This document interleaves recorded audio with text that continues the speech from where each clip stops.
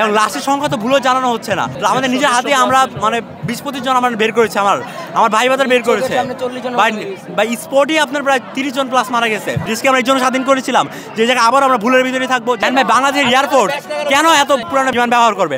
এখানে আপনার প্রায় অলমোস্ট 5-6 বার হেলিকপ্টার নামানো হয়েছে এবং হেলিকপ্টারে করে আপনাদের হয়তো লাশ নিয়ে গিয়েছে অথবা বিভিন্ন জীবিত মানুষ নিয়ে গেছে। জীবিত মানুষ আমরা দেখি নাই, বাট অনেক লাশ নিয়ে গিয়েছে।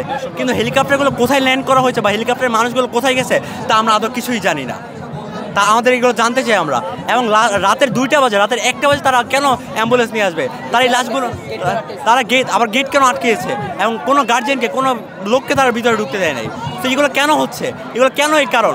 কেন আমরা সত্যতা জানতে পারবো না? এবং লাশের সংখ্যা তো ভুলও জানানো হচ্ছে না। আমাদের নিজের হাতে আমরা মানে 20-25 জন আমরা বের করেছি, আমার ভাই বাজার বের করেছে বা স্পটই আপনার প্রায় 30 জন প্লাস মারা গেছে। মানে আমাদের ভাইদের মাথা শরীরের বডি পার্ট সব আলাদা হয়ে গেছে। কি যে সিচুয়েশন ছিল, আপনারা থাকলে আপনারা সেন্সেস হয়ে যেতেন। মাইলস্টোনে যে আমাদের যে একটা সেকশন আছে, ওই একটা সেকশনে আপনার প্রায় 18 জন মারা গেছে 20 জনের ভিতর। তাহলে 2 জন বেঁচে ছিল। একটা ভাই জাস্ট ঘুমন্ত অবস্থায় ছিল, যেভাবে হেড ডাউন অবস্থায় সে মারা গেছে। মানে পুতুল যেভাবে জ্বলে যায় না, সেমভাবে জ্বলে গেছে। যেই খারাপ সিচুয়েশন ছিল আপনারা থাকলে বুঝতে পারতেন।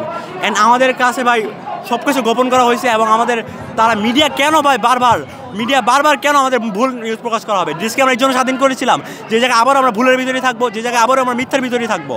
আমরা দেশ স্বাধীন করেছি, জুলাইয়ের অভ্যুত্থান করেছি হলো একটি সত্য বাংলাদেশের জন্য, সত্যতা থাকবে।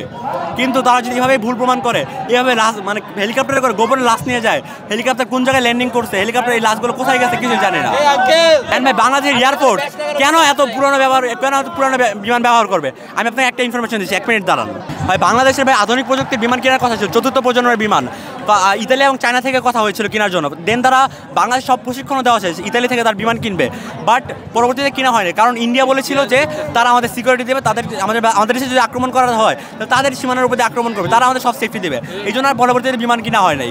তো এখন আমাদের এই পুরনো টিনের বিমান দিয়ে চলবে, আর এগুলো ডেট শেষ হয়ে গেছে আরও 1 বছর, আরও প্রায় 12 বছর আগে। তো এগুলো তো হবে না ভাই। এগুলো তো পাইলটের জীবন নিয়ে ছিনিমিনি খেলতেছে। আবার যে লোকালয়ের উপর আশেপাশে ভাই লোকালয়ের অভাব নাই, যে এত পরিমাণ লোকালয়, অনেক মানে হাজার স্কুল আছে, হসপিটাল আছে, প্লাস আবাসিক বাসা আছে।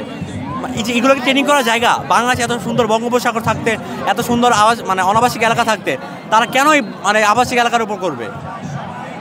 আমার এই সুস্থ সম্বন্ধে বিচার চাই এবং আমাদের ভাই বোনদের, যে ভাই বোন মৃত্যুবরণ করেছে এবং তাদের সবার নাম জানতে চাই এবং সবগুলো ইনফরমেশন চাই।